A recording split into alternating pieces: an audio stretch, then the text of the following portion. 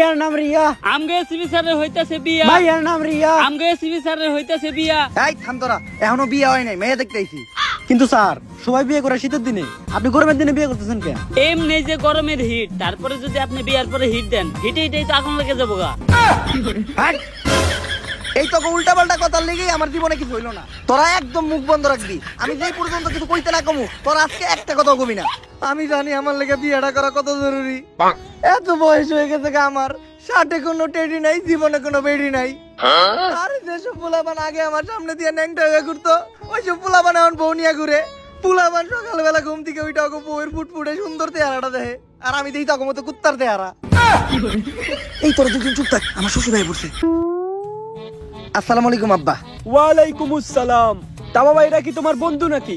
আরে না, ওরা আমার বন্ধু না, ওরা হইলো আমার কলিগ। ওর নাম অভিজিৎ আর ওর নাম দয়া। ও তা বাবাজিরা কেমন আছো তোমরা? কেমন বেয়াদব পোলাপান লগে নিয়ে আইছো? মুরব্বী মানুষ একটা প্রশ্ন করছে উত্তর পর্যন্ত দেয় না।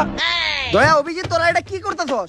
উনি মুরব্বী মানুষ, উনি একটা প্রশ্ন করতে, তোরা এটার উত্তর দিতেছস না কে? তোরা কি আমার মানিজ্য ডুবাবি নাকি? দেন এসপি স্যার, এক মুখ দেখো এরকম কথা কোন আপনি? আপনার এটা মুখ নাকি পুটকি? আপনি তো কইছেন যতক্ষণ পর্যন্ত আপনি কথা কইতে না করবেন ততক্ষণ পর্যন্ত জানি আমরা কথা না কই, তাই আমরা কোনো কথা কই নাই, আমরা এক কথার মানুষ। থাক বাবাজিরা ঝগড়া করো না, এই নাও মিষ্টি মুখ করো। আরে আব্বা, এই মিষ্টি টিষ্টি দেওয়ার আর কি দরকার ছিল?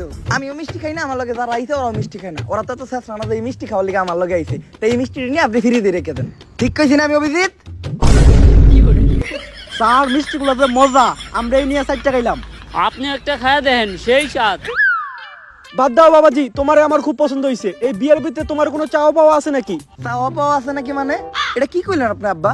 আপনি কি আমার যৌতুক নেওয়ার কথা কইলেন? আমি কি যৌতুক নিতে পারি? আপনার কি মনে হলো আমি যৌতুক নিমু? যৌতুক না, আপনার যদি মনে চায় এই গরমের ভিতর আপনি আমার একটা এসি দিতে পারেন। আরে আব্বা, আপনি আমার ভুল বুঝতেন না। আপনি যদি আমার এসি দেন, এসি তলে কি আমি ঘুমামু? ঘুমাইবো তো আপনার মাইয়া। আমি আর কতক্ষণ ঘুমামু? মনে করেন আমি সারা রাত ঘুমামু, তারপর সকালে একবার মুইতা আবার সারাদিন ঘুমামু। বাদ বাকি সময় তো আপনার মাইয়া ঘুমাইবো। আচ্ছা বাবা, একটা এসি না হয় দিলাম, তা আমার মাইয়ারে কি তোমার পছন্দ হইছে? বাবা, আপনার মাইয়ার আমার পছন্দ হয়েছে। আপনার মেয়ে তো আর দেখতে কম খারাপ না, কিন্তু একটা জিনিস তো জানাই হইলো না, তুমি কি করো? জি মানে আমি পড়ালেখা করি, আর পড়ালেখার পাশাপাশি এই মধ্যে ফ্রিল্যান্সিং করি।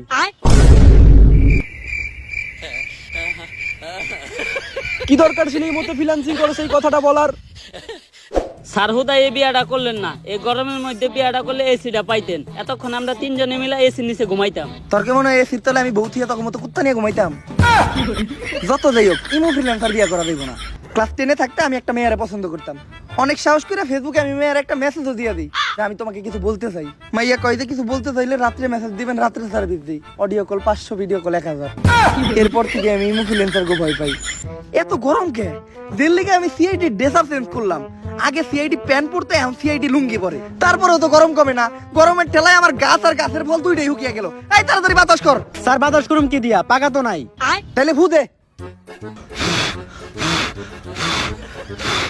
ও গাছ লাগান, পরিবেশ বাঁচান,